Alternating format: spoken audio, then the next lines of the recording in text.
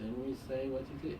That'll confirm it? Yes, and then it is more helpful when we get to the next line of treatment, because like if I give FOLFOX, and just an example, okay, is the name of chemo, then I know that even if I'm wrong, it covers a couple of other cancers. So fine, let's just do it, okay? But then what about the next time? What about when I change it for third time and fourth time? Then, and some of them are very expensive. And it doesn't mean you have to pay, but even actually because you don't have to pay, the insurance has to pay. Then we may get to the point, I tell the insurance, do you mind to pay like, I don't know, like $200,000 for next treatment? And so do you even know what she has if I say we didn't do this good? So wait a minute, you're asking me $200,000 for something you didn't even want to look at it. You see what I'm saying? Then I have a hard time to talk to them. It doesn't mean they will say no for sure. It's going to be, it will slow down our conversation, it will delay our treatment and so on. I called Dr. Owensby and he was closing down his practice in Victoria, so he couldn't. Sure. Do I'm gonna call to see who can do it for you. But I start from, out of all of them, the kidney is the most important one. Because if we just keep ignoring it, we are gonna be in trouble. Let me, Yeah, the kidneys obstruction of the kidney. So yes, you call it. Is the cancer the reason the kidney's obstructed? 99% yes. It means the kidney makes urine, then there is a tube connects to the bladder. If you have one lymph node sitting on that tube and pushing on it, just close it down. The urine cannot go down. And the urine stays there and it stays there, and then eventually the kidneys give up making urine because you rely on that. So we think the cancerous lymph node is the reason that. 99%. Can I be 100%? No, no. But wait, and I showed you a few light bulbs that were here. Some of them could be just the urine stuck there because the urine looks the same as cancer in the PET scan. Or it could be actually the lymph nodes are sitting here and pushing out. The area you showed us, you said it was her shoulder and it was in her bone. It was exactly like here. Like the bone, when it goes on the top, it looks like this. That it goes to the joint like this. It's called the head. That head has cancer.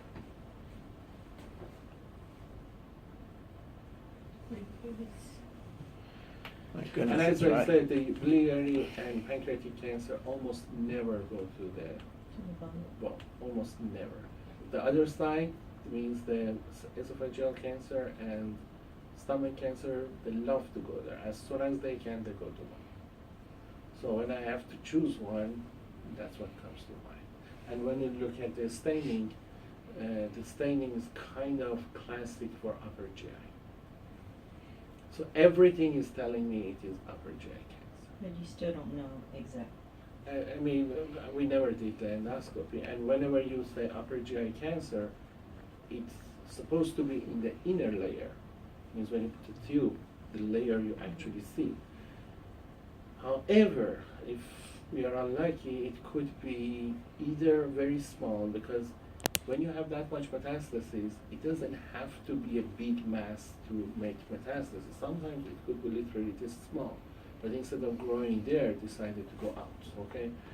And if it is super small, there is a chance you may not see it, number one. Number two, some of them are kind of diffuse, because the reason you can catch cancer is you see everywhere is normal, one area, small or big, looks different. Then instead of biopsying everywhere, you biopsy, guess what, where it looks different. But sometimes the cancer is diffuse type, and the diffuse type, you go look at the stomach, just let's assume that's a whole stomach. You see everywhere looks the same. Why? Because all is cancer, and they look almost normal, and because there is no place different than the other, you just keep looking, you may not come up with the idea. Then they usually do random biopsy. You know what I'm saying? Still, I'm hoping, even if it is the case, they find. But we do have diffuse type stomach cancer. So what I'm trying to say is there is a chance we even do the endoscopy, and it is coming from stomach, still cannot see it, even though it's the inner layer. But we are going to be very unlucky that we keep trying and failing, you know what I'm saying? But even if we figure out where it's coming from, you said it's not curable? No, it's not curable. It just helps us. When you know what it is, you just, instead of saying likely stomach cancer, you say it is stomach cancer. Then you look at FDA approved medication, let's say 5 of them.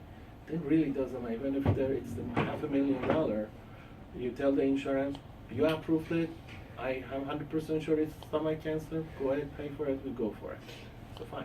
Well, pay for what? The medication, the chemo or non-chemo or whatever it is, you know what I'm saying?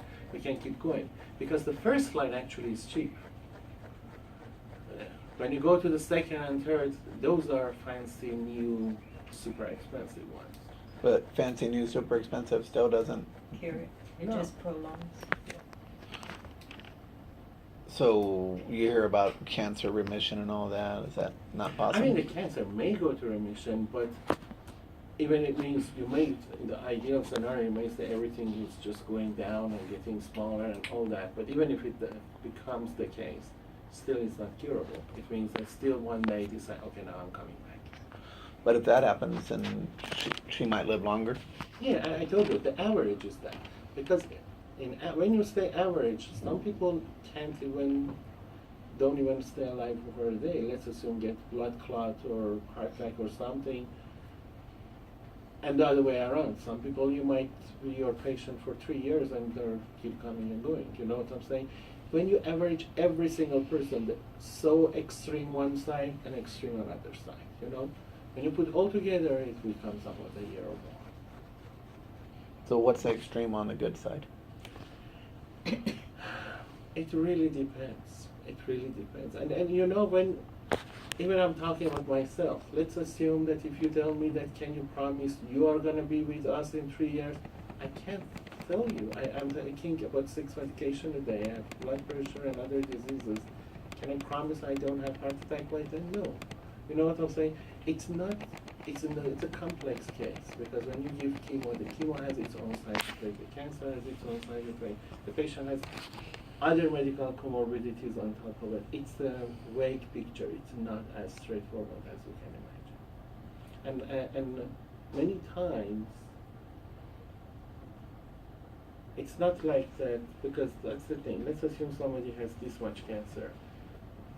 If we knew that if it becomes this much, then the patient dies, it doesn't work that way. It's not size-wise. It's not even location-wise. Because you see the cancer is this much. You actually treat it, becomes smaller. It's okay, good. But then the patient gets blood clot and then it goes too long. Or vice versa. It is growing, but because in the location that we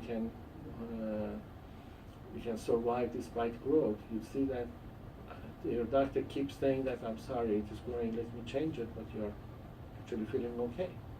I had a patient, different cancer, was small cell lung cancer. Technically, she was not responding to any of my treatment. It means I would give a treatment for like 3 months, check, based on definition, not respond, change to the next one. 3 months, check, not respond. She was with me more than 18 months, and the average of the people who are responding is more or less than a year for that disease.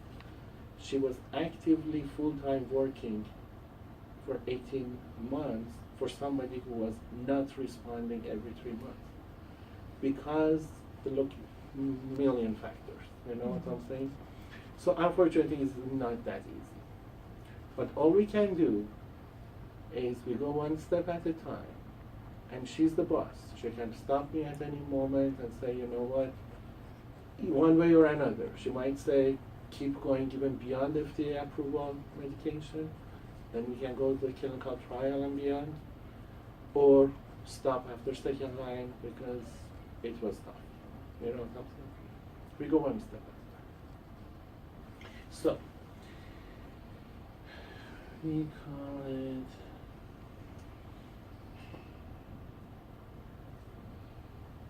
Martha, isn't Dr. George?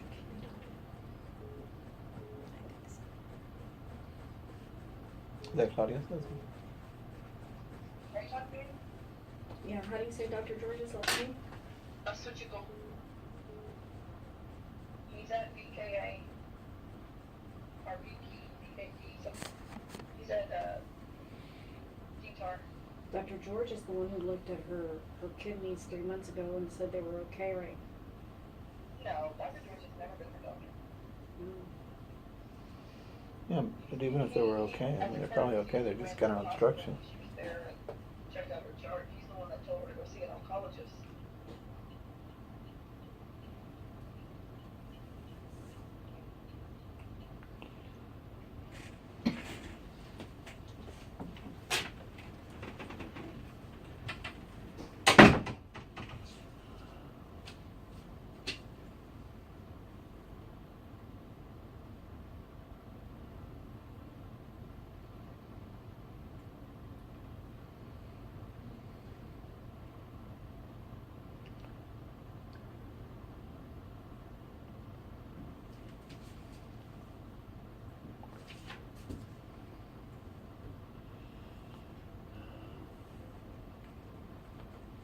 Give me 1 second, I'll come back to you. Okay?